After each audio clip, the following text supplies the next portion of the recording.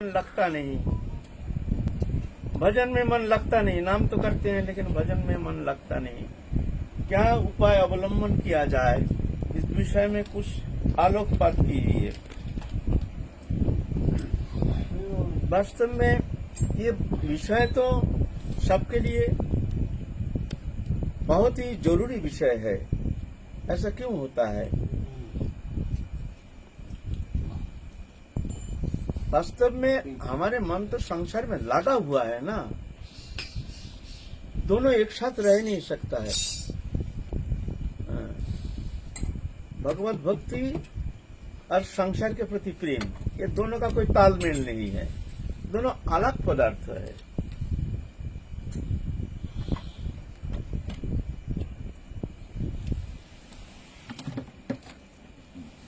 जितना भगवत चरण में मन लगता जाता है उतना ही संसार के प्रति, विषय के प्रति मन हटता जाता है। ये क्रम है, परसेंटेज है। ये परसेंटेज वो इसका कोई माने, तुम अगर चाहो कि हमारा परसेंटेज बढ़ जाए, वो बढ़ेगा नहीं।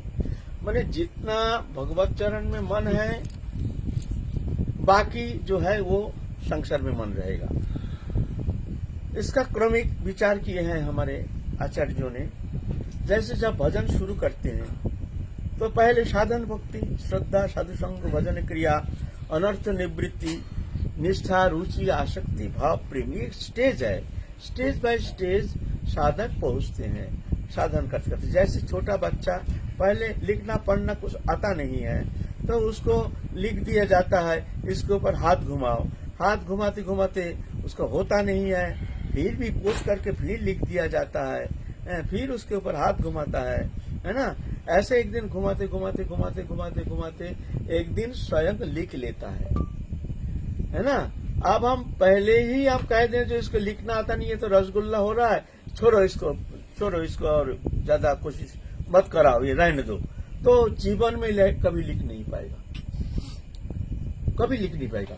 जो भी पढ़ाई लिखाई सीखे हैं वो पहले सबके लिए ऐसे हाथ घुमाना पड़ता है, हाथ घुमाना पड़ेगा। ऐसे ही साधन जीवन में हमको जैसे गुरु आदेश निर्देश करते हैं, अच्छा लागे या ना लागे, हमको उसको अनुशीलन करना पड़ेगा। अच्छा लगता नहीं, मन लगता नहीं, लेकिन हमको अनुशीलन करना पड़ेगा। ऐसे अनुशीलन करते करते करते करते करते करते धीरे धीरे चित्त शुद्ध होता है। चित्त शुद्ध होने के बाद धीरे धीरे उसमें आनंद आने लगता है। जब आनंद आने लगता है तब जाकर के भगवत चरण में मन लगने लगता है। जितना मन लगने लगता है उतना ही संसार से मन हटता जाता है, स्वाभाविक ही। जैसे रोशनी की ओर जितना जाओगे अंधकार उतना हटता जाता है, ऐसे नियम है। तो पहले श्रद्धा, माने मन में श्रद्धा, भगवत चरण में एक श्रद्धा, जन्मजात संस्कार या साधु संग से उसके मन में श्रद्धा उत्पन्न हुई है। फिर साधु संग करते हैं, साधु संग से उसको भजन प्रवृत्ति जागृति होती है। जागृति होने के बाद भजन शुरू करते हैं, तो भजन शुरू करने से ही उसको वो भक्ति मिल जाएगा, वो प्रेम मिल जाएगा, संसार से मुक्त हो जाएगा, समस्त चिंता मुक्त होकर के भगवत चरण में मन तल्लीन हो जाएगा। बच्चा जब बहुत कोशिश करता है, हाथ घुमाओ नहीं तो तुमको खाने नहीं दिया जाएगा। बच्चा हाथ घुमाता है, रोता है, माँ का कष्ट होता है। देखो बच्चा कोशिश करे, उसको तो आता नहीं है, माँ तो जानते हैं ना। फिर माँ उसको गोदी में लेकर के फिर आदर करते हैं, उसको मिठाई देते हैं, मत लो, है ना। ऐसे ही राधा रानी हमारे भजन चेष्टा को देखते हैं, हमारे चेष्टा देखते हैं। वो ये नहीं देखते उसका मन लगा है कि नहीं लगा है। राधा रानी ये देखते ही नहीं, गोविंद ये देखते ही नहीं। जो हमारा मन लगा, वो तो जानते हैं ना, वो तो जानते हैं मायाबद्ध जीव है, संसार में फंसा हुआ है, उनकी माया है। भी जैसा गुणमयी मम माया दुरत्तया, भगवान खुद कह रहे हैं ये माया अतिक्रमण करना जीव के लिए असंभव बात है, दुरत्तया। भी जैसा गुणमयी, त्रिगुणमयी सत्य रजतमय त्रिगुणमयी माया अतिक्रमण करना जीव के लिए असाध्य है। ममे वाजे प्रबद्धन्ते मयमे तंग तरंते। वास्तव में हमारे मन तो संसार में लगा हुआ है ना। जितना मन लगता जाता है धीरे धीरे अनुशीलन के द्वारा, फिर धीरे धीरे चित्त शुद्धि होती है। चित्त शुद्धि होने से फिर जाकर के भगवत चिंतन में, हरि कथा में, हरि नाम में आनंद आने लगता है। वो स्टेज और उच्च स्थिति है ना। तो साधक के लिए भगवान देखते हैं उसका साधन चेष्टा कितना है। तीव्र साधन चेष्टा और आग्रह, यत्न आग्रह बिना कृष्ण ना जन्माय प्रेमा, सीधा बात कहते हैं। प्रयत्न माने चेष्टा, अच्छा लागे या ना लागे इसको तरफ ध्यान मत दो। ये मत सोचना कि राधा रानी की कृपा हमारे प्रति है नहीं, क्यों हमारा मन लगता नहीं, ये देखते ही नहीं। एक बार भी एक नाम भी उच्चारण किया, आसन में कुछ समय के लिए बैठ करके चिंतन करने का प्रयत्न किया, ठाकुर जी बड़े आग्रह से देखते हैं, आदर से उसको स्वीकार करते हैं। ये नहीं देखते हैं कि उसको मन लगा कि नहीं लगा, वो तो जानते हैं ना। तो साधन चेष्टा ये तीव्र होनी चाहिए। प्रयत्न, पहले तो प्रयत्न। हम लोग क्या होता है, भजन में मन नहीं लगता है, चलो तो माला छोड़ो, अब मन नहीं लगता है। अरे तो मन तो कभी लगेगा नहीं, मन तो लगा नहीं, किसी का लगता नहीं, ऐसा थोड़ी होता है। अभ्यास जोगयुक्त न चेतुषा नगामिना परमं पुरुषं दिव्यं जाति पार्थ अनुचिंत है। अभ्यास इतना सहज है। 2 दिन थोड़ा माला करके, 2 फेरा माला करके संसार के प्रति समस्त भोग वृत्ति, समस्त भोगेच्छा, उसके प्रति समस्त हमारे मनोनिवेश है, आग्रह है, प्रयत्न है, रुचि है, और इधर कहते हैं हमारा मन लगता नहीं है। क्यों नहीं लगेगा? मन लगेगा क्यों नहीं? वो मन तो वहां तो बैठा हुआ है, तो सांसारिक दृश्य मान जागतिक वस्तु पदार्थ के प्रति आसक्ति हम मानने के लिए तैयार नहीं। बहुत साधु कहते हैं हमारा मन लगता नहीं। अरे साधु का क्या, संसार में उनका वासना है, उनका क्या है? उनका तो मन लगना चाहिए ना। वहां भी माया है, आश्रम है, मंदिर है, शेला है, चीटी है, मान प्रतिष्ठा, ये सब है। भीतर में सुप्त रूप में बैठा हुआ है हमारे भीतर। सुप्त रूप में हम जान नहीं पाते हैं हमारे भीतर क्या बैठा है, ये जो हमको आगे बढ़ने नहीं देता है। बस इसमें हम बड़े तृप्ति मानते हैं, अच्छा लगता है। चेला चीटी सब मानते हैं, गिनते हैं, सम्मान करते हैं, आदर करते हैं। इसको हमको अच्छा लगने लगता है। ये अच्छा लगना ही बहुत खतरनाक है। अच्छा लग गया तो जानना ये तुम्हारे लिए बड़ा विघातक हो जाएगा। तुम साधु हो चाहे कोई भी हो, खबरदार मन में अच्छा नहीं लगना चाहिए। बस अच्छा लगने से भी तो हमारे भीतर ऐसा बैठा हुआ है। ये मंदिर हुआ ठीक है, और एक मंदिर करना पड़ेगा, यहाँ तो आश्रम करना पड़ेगा, धर्मशाला। कुछ यात्री लोग आते हैं, वो कहाँ रुकेंगे, उनके लिए थोड़ा सा ये बनाओ वो बनाओ, तो कौन सेठ को बोलेंगे, फलाना सेठ तो बोला है कुछ देंगे, अच्छा ठीक है। वो सेठ को भजन में बैठे बैठे हरे कृष्ण करने सर देखेंगे तो बम्बई का वो सेठ बोला था कि कुछ तो देंगे। हाँ भैया जी कैसे, ठीक है ना, हरे कृष्ण। हाँ थोड़ा सा ऐसे थोड़ा सेवा लो। इसलिए क्या कहते हैं गीता में, जोगी जुंचित सतत आत्मनंग रहस्य स्थित एकाकी चित्त आत्मा निराशीर परिग्रह।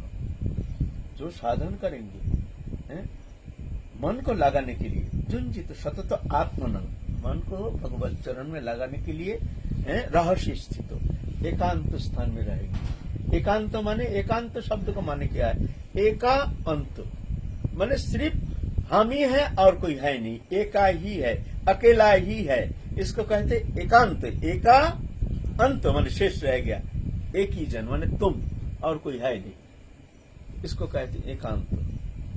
आप बोलेंगे भाई ये एकांत था तो हमको घर छोड़ के जंगल जाना पड़ेगा, तो हमारा तो भजन होगा नहीं। प्रश्न आता है गृहस्थी के लिए, साधु नहीं तो ठीक, कोई उपाय अवलंबन कर लेगा। बोले ना ऐसा नहीं, एकांत तो जंगल में जाकर बैठे हैं, वहां भी 10-20 आदमी बैठे हैं, वहां भी बातचीत चल रहा है, वहां भी संकल्प विकल्प चल रहा है, वहां भी भंडारा चल रहा है, गाड़ी आ रही है। जंगल में, हम जंगल में बैठे हैं, साधु भजन नदी जंगल में रहती, वहां भी सीट आ रहे हैं, आओ आओ बैठो, भगत जी ठंडाई बनाओ, आमरस बनाओ, खिलाओ सबको। अरे वहां भी तो प्रपंच है, तुम क्या जंगल देखते हो? जंगल क्या मंगल करेगा तुम्हारा? तुम तो अमंगल को देख नहीं पा रहे हो, जंगल में अमंगल घुस गया। जिस दिन वहां वो कार आना शुरू हो गया, मैं अपने प्रैक्टिकल जीवन की बात कह रहा हूं, घुस गया, आ रहे हैं, तो उस दिन अमंगल तो शुरू हो गया। एकांत था तो क्या करेंगे? ना घर में ही तुम एक दरवाजा बंद करके किसी से मिलना जुलना नहीं, किसी को आने नहीं देना जब तक भजन करोगे, किसी से मिलना नहीं जुलना नहीं, अपने घर में रहो। सबसे एकांत स्थान है, सबसे सुंदर, निरापद है, निरापद है। जंगल में निरापद नहीं, यहाँ निरापद है, झमेलाहीन है। बस वहां दरवाजा बंद कर अकेला रहो घर में, वही तुम्हारे लिए एकांतता सबसे सुंदर उत्तम उपाय। एकाकी, एकाकी माने अकेला रहेगा, साथ कोई नहीं रहेगा।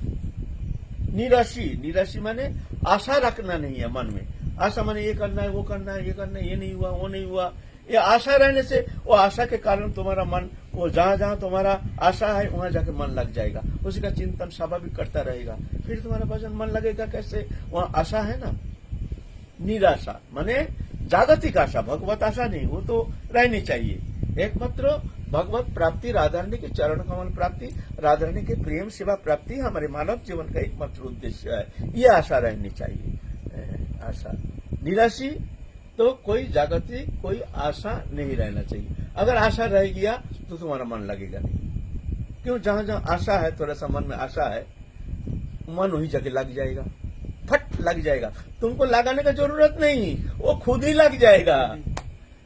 वो मन खुद ही लग जाएगा। निराशी और क्या? अपरिग्रह, दान मान उपहार, साधु के लिए, त्यागी के लिए दान मान उपहार ये सब ग्रहण नहीं करना चाहिए। एक जंजाल होता है, ये संरक्षण के लिए चिंता, दान कर दो उसके लिए चिंता, ये बहुत बेकार चीज है ना। हम खुद देख रहे हैं ना। तो इस तरह से साधक गृहस्थ में रह करके भजन करेंगे।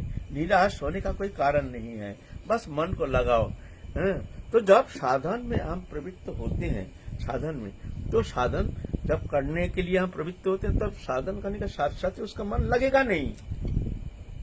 पहले तो अनिष्ठिता भजन माने निष्ठा नहीं आई है। आज 64 माला कर लिया, काल देखते हैं 16 माला भी होता नहीं है। परसों दिन तो माला छूने का ही समय नहीं मिला, बड़े कष्ट से एक फेरा होके फिर मन में कष्ट होता है, हमारा तो आज भजन हुआ नहीं है। फिर कोशिश करते हैं, फिर सांसारिक झमेला आकर के फंस जाता है, फिर जाके उसी में ही लिप्त हो जाता है।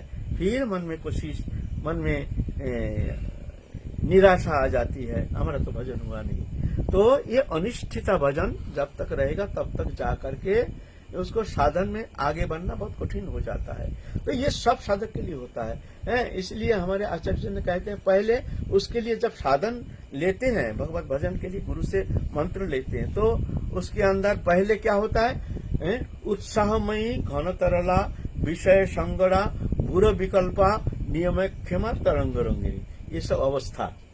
पहले तो उत्साहमयी, जब अनिष्ठिता भजन, निष्ठा आई नहीं है, उत्साहमयी, उत्साह। हाँ, आप मंत्र हमको दे दिया है, माला दे दिया है, आपको भजन करेगा, प्राप्त कर लेगा, आप कोई चिंता नहीं है। लेकिन पहले खूब उत्साह से भजन करते हैं, भजन करते हैं, भजन करते हैं, करते करते करते करते कुछ नहीं होता है, कोई आनंद नहीं, क्योंकि तो हृदय तो शुद्ध हुआ नहीं ना, समय लगेगा ना। हमारे मन में विषय वासना जो है, अनादिकाल का विषय वासना, विषय के प्रति आसक्ति, ये हमारे मन को मलिन करके रखा है, एक आस्तरण, आवरण पड़ गया है। ये आवरण जब तक नहीं हटता तब तक जाकर के भजन में उल्लास होना संभव नहीं है। अनादि सिद्ध ये हमारे भीतर मलिनता है। तो भजन करते हुए भी उत्साह में फिर उत्साह हट जाता है, धीरे धीरे माला कम होना शुरू हो जाता है। घन तरला। फिर कभी कभी सत्संग में जाते हैं, नहीं नहीं नहीं भजन करना चाहिए, हमारा तो बहुत कमी आ गया है, ऐसा नहीं, आपको भजन करेंगे। तो खूब भजन करते हैं, फिर 2 दिन पीछे फिर छूट जाता है, फिर सत्संग में आते हैं, फिर जाकर के खूब माला लेके खूब कोशिश करते हैं, फिर विषय संसर्ग को संपर्क में आकर के फिर माला छूट जाता है। इसको कहते हैं विषय घन तरला। फिर विषय संग्रह, यह अवस्था साधक के लिए। विषय संग्रह माने विषय के साथ उसका लड़ाई होता है, विषय खींचता है, विवश कर देता है, चाहता नहीं है, फिर भी एक विवशता उसको मन को प्रभावित कर देता है पूर्व संस्कार के अनुसार, और वस्तु संसर्ग संपर्क के कारण उसको विषय उसको आकर्षित करता है, और विवश होकर एक विवशता आ जाती है, वो चाहता नहीं है, फिर भी विवशता उसको विषय के तरफ आकर्षण करके विषय सेवन करने में मजबूर कर देता है, विषय सेवन करने में मजबूर कर देता है। तो फिर जलन होता है, मन में जलन होता है, कष्ट होता है। जी हम तो गुरुदेव ने कहा अच्छा खाना नहीं, अच्छा पहनना नहीं, हम तो ये खा लिया वो खा लिया, बाजार के ये वस्तु खा लिया वो वस्तु खा लिया, मानता नहीं है मन, जीव लालच ऐसे स्वीकार कर लेते हैं।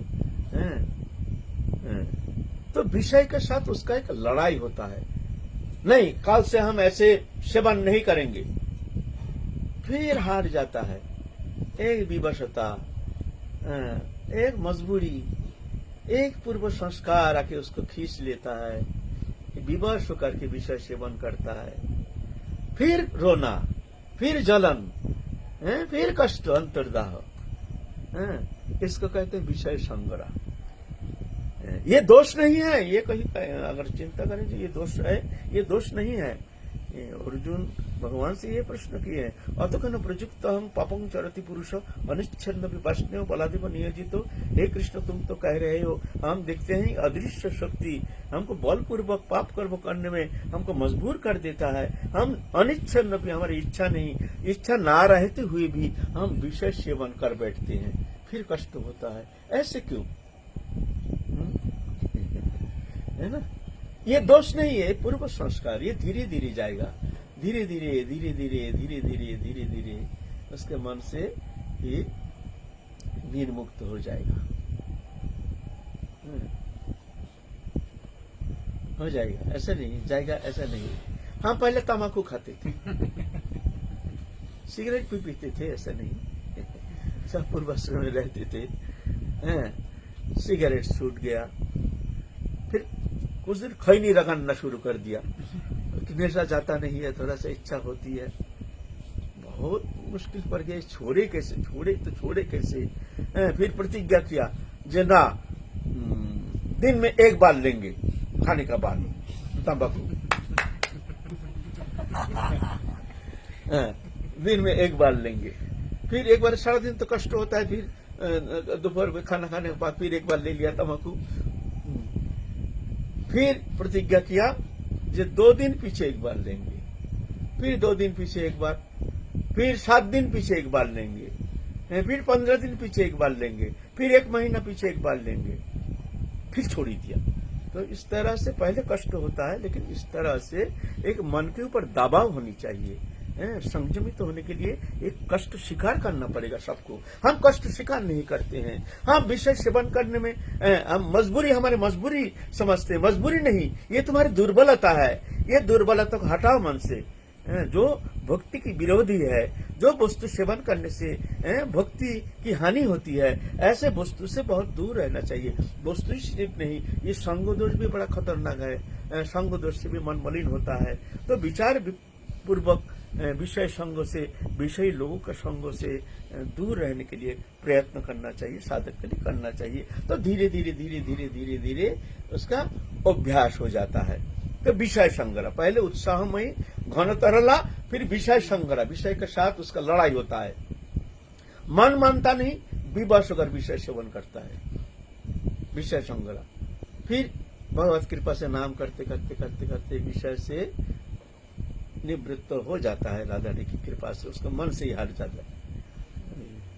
फिर बूढ़ा विकल्पा, बुरा विकल्प माने मन में सोचते हैं वृंदावन जाएंगे, यहाँ रहेंगे नहीं, अब वृंदावन में घर बना लेंगे, वहीं पर हम लोग मियाँ बीबी दोनों वहीं चले जाएंगे, बस वहीं जाके खूब भजन करेंगे। फिर सोचते हैं अरे वहां जाके भी तो झमेला है, वहां जाके कमाई नहीं, ये नहीं, ऐसा नहीं, तैसा नहीं, वहां रहना तो घर में ही अच्छा है, घर में ही रह करके गुरु जी कहे हैं घर में रह करके भी भजन होता है, चलो घर में ही रहें। फिर कुछ दिन वृंदावन आता है, वृंदावन आके रह करके फिर घर का याद आ जाती है, फिर घर में भाग जाता है। घर में बहुत सारे हम देखे हैं, सब छोड़ छाड़ के वृंदावन आके घर बना लिए हैं कि सारा जीवन वहीं रहेंगे।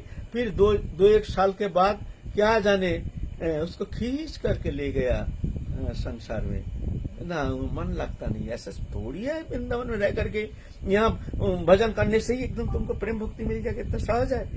ये कठिनाई का सामना तो करना ही पड़ेगा, विषय संघर्ष के साथ लड़ाई तो संग्राम तो करना ही पड़ेगा।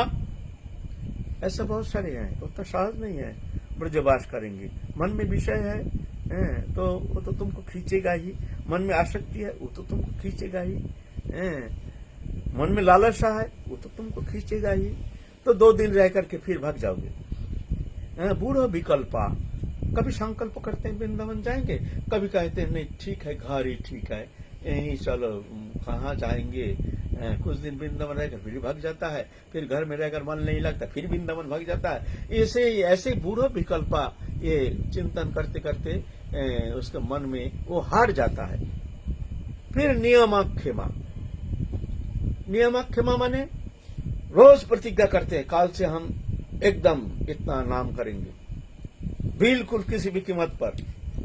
लेकिन ऐसे एक आदि व्याधि उपाधि कुछ ऐसे आ जाती है जो जाके चेष्टा करके भी नियम रक्षा करने में असमर्थ हो जाता है, छूट जाता है। फिर कष्ट होता है, नहीं काल से तो अवश्य ऐसे ही करेंगे, इतना पाठ पूजा ये वो करेंगे, ऐसा करेंगे। फिर हार जाता है, रक्षा कर नहीं पाता, नियम रखना संभव नहीं होता। इसको कहते हैं नियमाक्षेमा।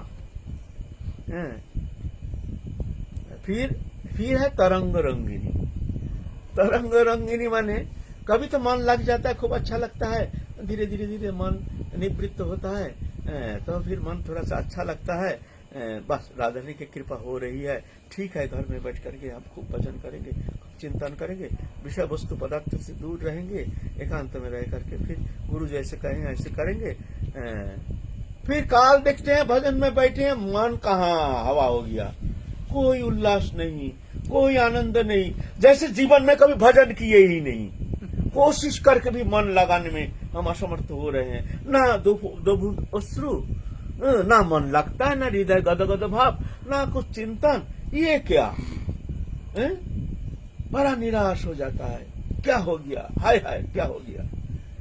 फिर कभी एक देखते हैं, कभी कभी आसन में बैठे हैं, एक मन कैसे लग गया, अश्रुधारा भी बह रही है, हृदय गदगद हो रहा है, रोना भी आ रहा है, उनके चिंतन में उनके प्रति एक व्याकुलता भी आ रही है, राधा रानी की चिंतन में राधा रानी की चरण प्राप्ति के लिए एक व्याकुलता भी आ रही है। फिर काल दिखते हैं, फिर हवा, जैसे जीवन में कभी हम भजन किए ही नहीं। इसको कहते तरंग रंगिनी, है ना। तो ये स्थिति आती है सबके लिए, सबके जीवन में, है ना। तो क्या करना चाहिए इस स्थिति में?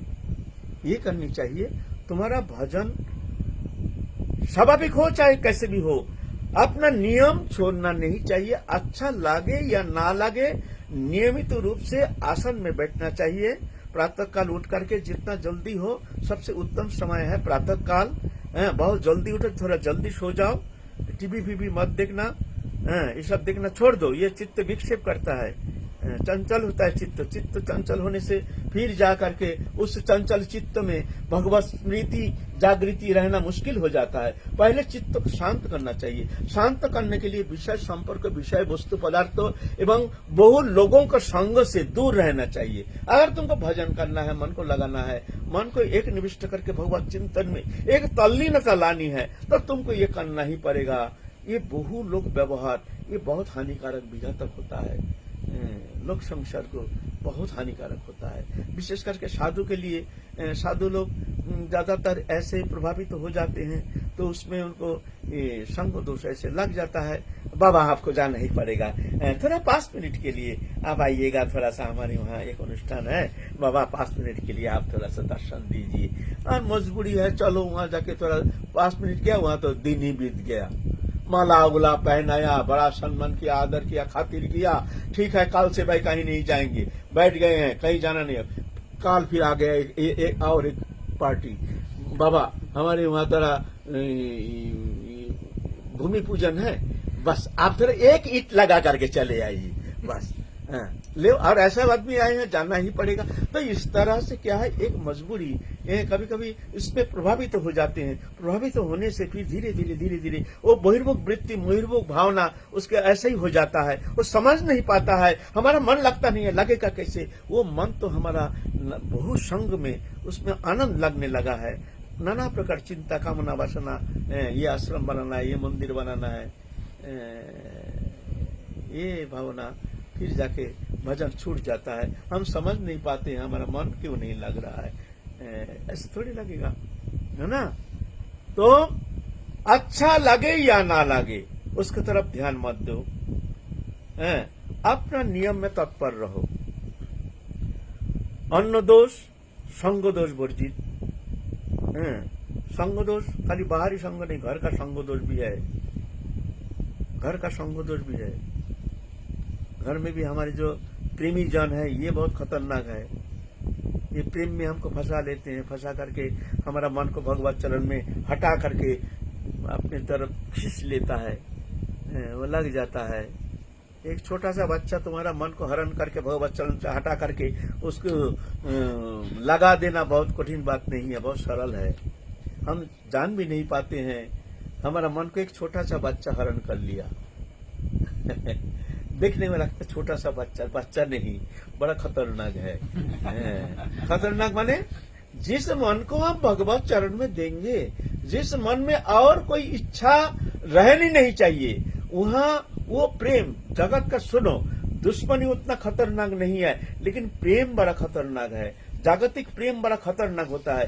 ये मन हम किसी को देंगे नहीं, यहाँ कोई स्थान नहीं, यहाँ हम हैं, हमारे राधा रानी है। यहाँ जगत की कोई स्त्री, पुत्र, परिवार, किसी के प्रति हमारे किंचित मात्र स्थान नहीं रहनी चाहिए। खबरदार, किसी को भूलना नहीं ये बात घर में, ये अपने मन ही मन में जान लेना, तो झमेला हो जाएगा। घर में बोलना नहीं, घर में खूब प्यार दिखाना, बच्चे कच्चे सब ये करना, झंझट हो जाएगा ना। इसीलिए मन में जान लेना, ये मन हमारा किसी को देना नहीं है। यहाँ हमारे राधा रानी और हम हैं, यहाँ किसी के लिए यहाँ कोई स्थान नहीं, चाहे कितना भी प्रेमी हो, यहाँ कोई स्थान नहीं। यहाँ हमारा भजन होना चाहिए, ना हो, कम से कम हमारा हृदय अंतःकरण, यहाँ किसी का स्थान नहीं होना चाहिए। खबरदार, यहाँ 5% भी लग गया तो पूरा 100% नहीं हुआ, 95% हुआ, पूरा नहीं हुआ। पूरा नहीं होने से पूरा नहीं मिलेगा, वहाँ 100%, 100% देना पड़ेगा। मन मना भावो, तुम्हारा मन को हमको दो।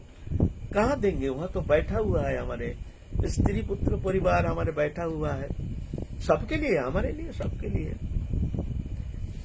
सावधान, ये मन किसी को देना नहीं। भजन ना बने वो भी अच्छा है, भजन ना हो वो भी अच्छा है।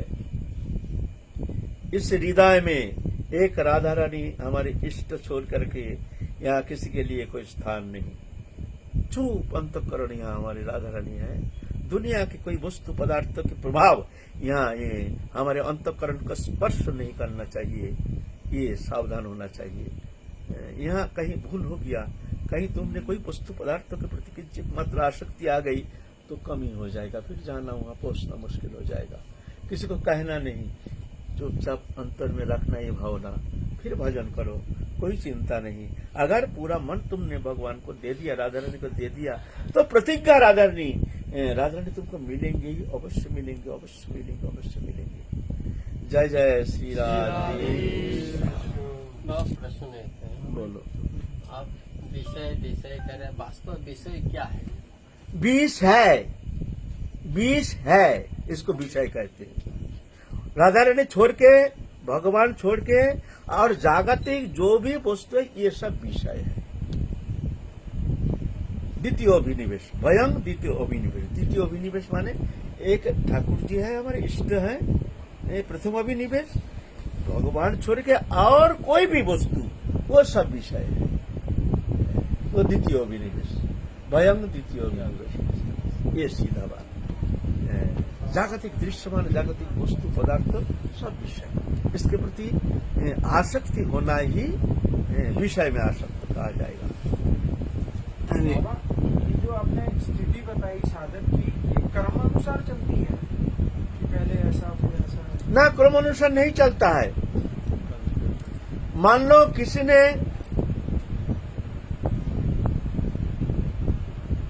10 क्लास पास करके वहां से चला गया कहीं दूसरा जगह, अब उसका एडमिशन लेना है?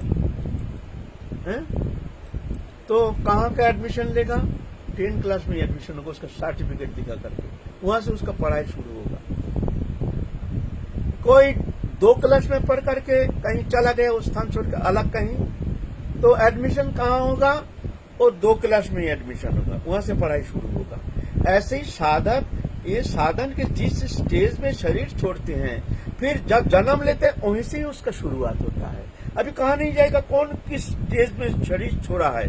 किसी ने श्रद्धा साधु संग, किसी ने भजन क्रिया, किसी ने अनर्थ निवृत्ति, किसी ने रुचि, किसी ने आसक्ति, किसी में भाव, ऐसे स्टेज में शरीर छोड़ते हैं। शरीर छोड़ने से फिर जब जन्म लेता है वहां से उसका शुरुआत होता है। तो फटाफट पहले जितना, जैसे मान लो हमने बहुत दिन पढ़ाई छोड़ दिया, फिर जाके हम बहुत दिन बाद जाके जब किताब देखते हम तो भूल गए हैं सब, लेकिन याद है, ओहो ये तो हाँ ऐसा है, अच्छा, ओहो ये तो हम जानते हैं, अच्छा। ऐसा ही साधन का वो स्टेज ओहो बहुत जल्दी वो पार कर देता है, जो उस स्थिति में पहुंच करके जन्म लिया है। जिसने उस स्थिति नहीं, निम्न स्थिति में जन्म लिया है, उसको बहुत कठिनाई के साथ फिर रगड़ते जाना पड़ेगा। श्रद्धा साधु संग भजन क्रिया ऐसे स्टेज बाय स्टेज उसको आगे निकालना पड़ेगा। आप कौन स्टेज से वो आया है हम कैसे जानेंगे? ये कहना मुश्किल है। एक बच्चा न जाने किस स्थिति में है, किस स्थिति से आया है, हम कैसे जानेंगे? है ना, शायद हमसे बहुत उच्च स्थिति से आया है। ये कहा नहीं जाएगा ये बच्चा है, ये कहा नहीं जाएगा ये वृद्ध है। यह स्थिति है ना, ये बात है। जय जय श्री राम।